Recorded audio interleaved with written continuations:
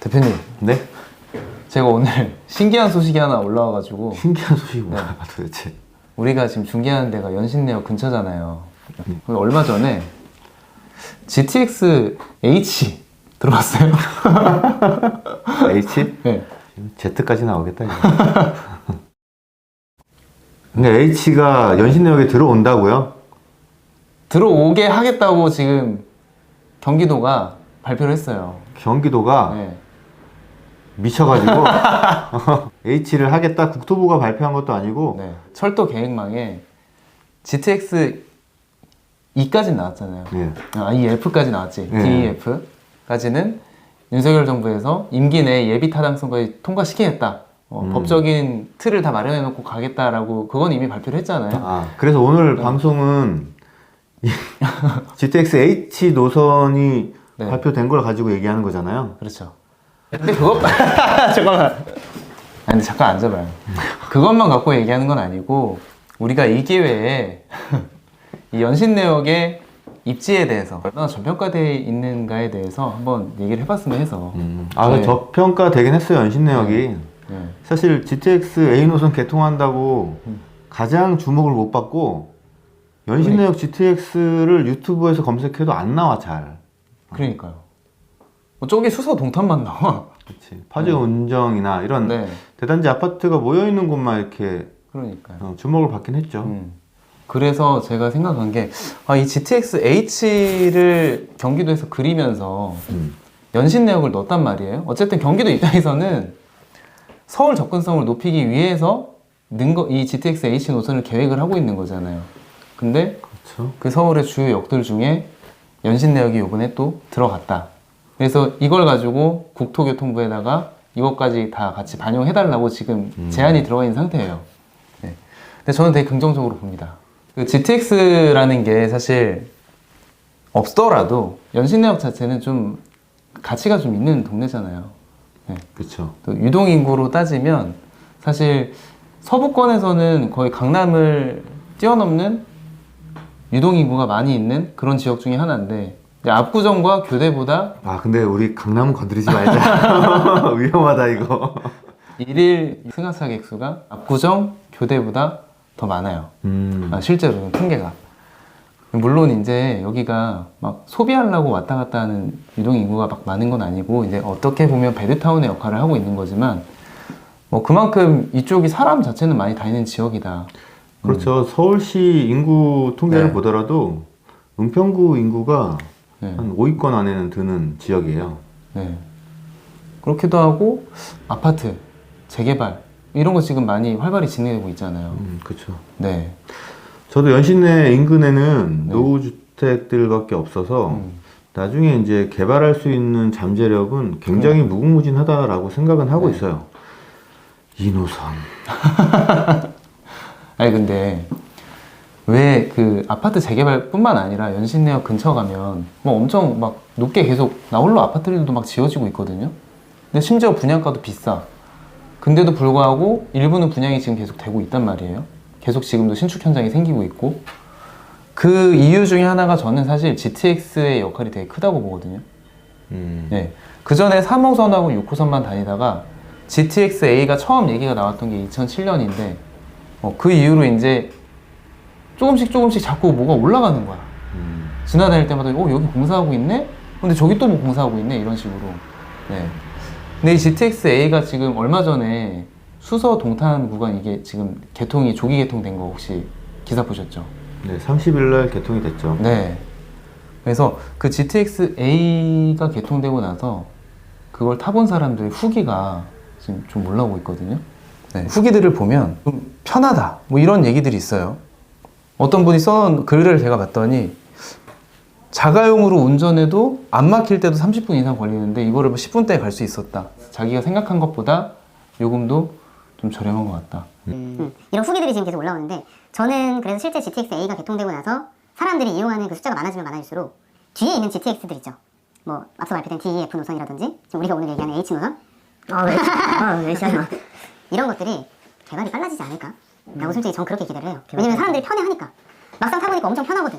그러니까 GTX가 안 들어와 있는 그런 지역들에 있는 주민들이 예전에 사업을 뭐 그거 들어와서 뭐하냐 이러고 반대하다가 나중에는 우리도 빨리 GTX 해달라 이런 목소리가 많아질 거고 개통도 순차적으로 좀 잘 진행이 될 것 같다. 그런 생각이 솔직히 들어요. 네. 저는 근데 사실 좀 걱정인 게 올해 하반기에 네. 개통하는 구간이 파주 운정에서 서울역이잖아요. 네. 근데 연신내역에서 서울역 가는 네. 수요보다 네. 파주 운정에서 서울역 가는 수요가 더 많을 거란 말이에요. 그 그럼 연신내역에서 출발하는 열차가 아니잖아요. 파주 운정에서부터 타고 온단 말이야. 아, 그러면 연신내역까지 네. 과연 남는 자리가 있을 것인가? 아, 이게 좀 걱정되긴 해요. 제가 그래서 후기를 봤는데요. 네. 자리가 널널하대요.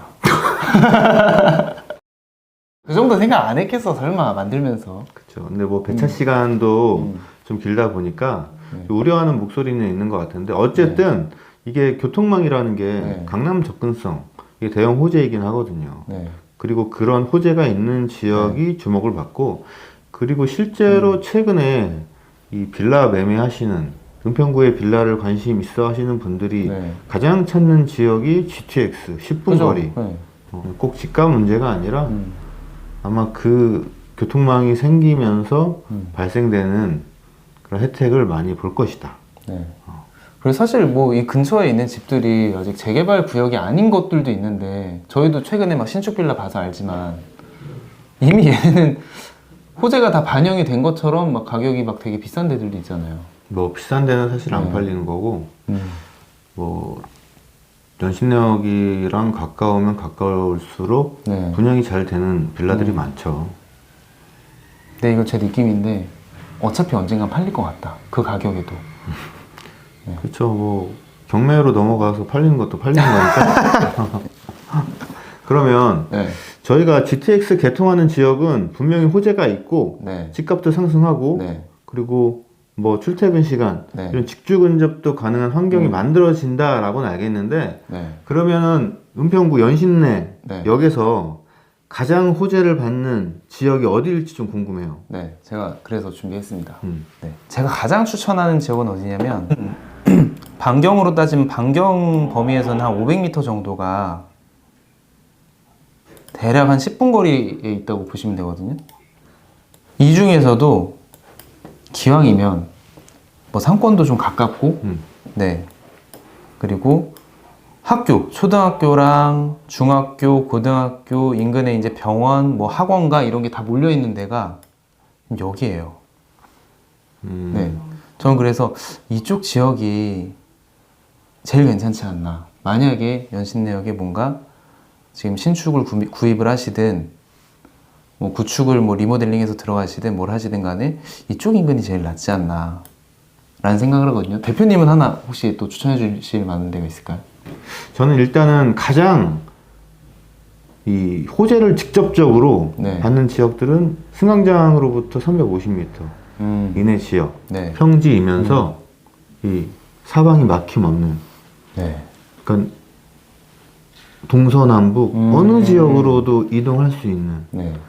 그런 개방성, 확장성이 보장되어 있는 지역들이 앞으로 굉장히 좀 다 확장해서 갈 수 있는. 그쵸. 그런 걸로 보면은 네. 이 가련동과 네. 대조동 입지가 상당히 좋거든요. 네. 그 가련동 같은 경우에는 이 가련 초등학교를 이 가련로를 중심으로 이 10분 거리에 있는 곳도 네. 괜찮겠지만은 이쪽 전체적으로 평지가 갖춰져 있고 또 상업 인프라 시설이 그쵸. 가까운 아. 이 지역이 앞으로 굉장히 뜰 수 있는 지역이고 또 대조동 같은 경우에는 사실 제가 가련동에서 중계를 하고 있지만 네. 대조동만큼 좋은 입지가 없어요. 은평구에서 연신내와 불광 네. 이런 발전 계획은 이 중심으로 다 잡혀져 있거든요. 네. 근데 대조동 같은 경우에는 연신내와 불광 사이에 있고 지금 지형을 보면은 다 평지야.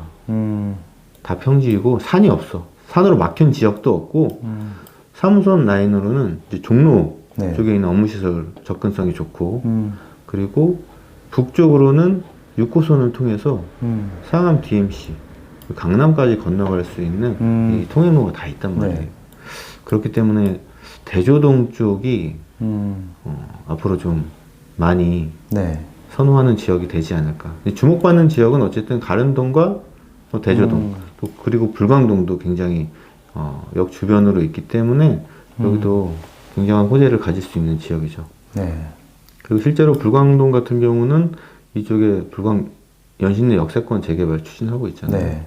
많이 추진하고 있죠. 그거 많이, 빼고도 진짜 많이 뭐, 하고 네. 있어서 이쪽에 재개발 투자하시려는 분들 관심도가 또 높아지고. 근데 가련동, 대조동 여기서 역세권 재개발 추진한다고 해봐. 난리 나죠. 난리 나죠. 근데 연신내역에 GTX가 개통하면 네. 사실 은평구가 이 서울의 베드타운으로 또 유명하잖아요. 네. 인구 유입이 좀 될까? 지금 은평구 같은 경우에는 네. 유입보다는 유출이 더 많아요. 서울시 전체적으로 그렇겠지만은 어떨 것 같으세요? 저는 그 경기도에서 넘어오는 인구 유입이 좀 있지 않을까. 경기도에서? 네. 경기도에서 이제 서울로 넘어오시고 싶어 하는 분들은 많은데, 어떻게 보면 여기가 약간 문지기 같은 역할을 하고 있잖아요. 은평구 연신내가. 움직이.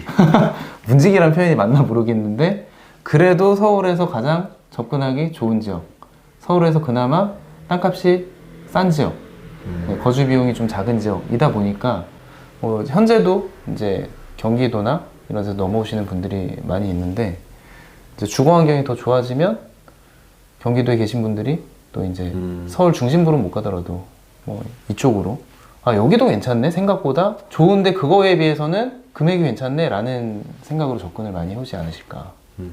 네. 이미 솔직히 이제 그런 가치를 알아보고 거꾸로 넘어오시는 분들도 있잖아요.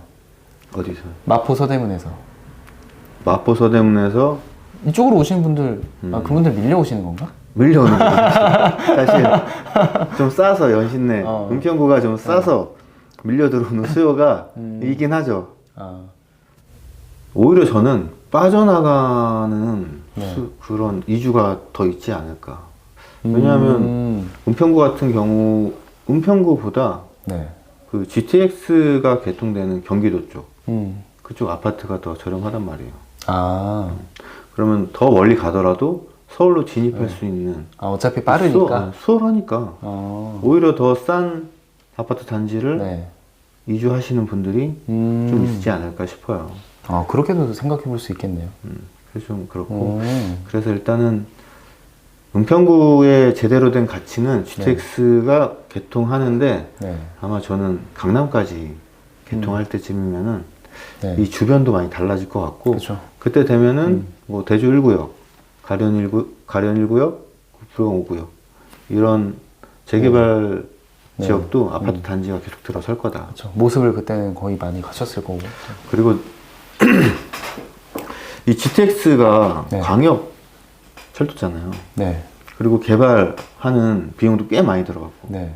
근데 연신내역 주변을 보면은 굉장히 상권이 노후됐단 말이에요. 아. 근데 이런 노후된 곳을 네. 뭐 지자체나 정부에서 서울시 가만히 두겠냐 이 말이죠.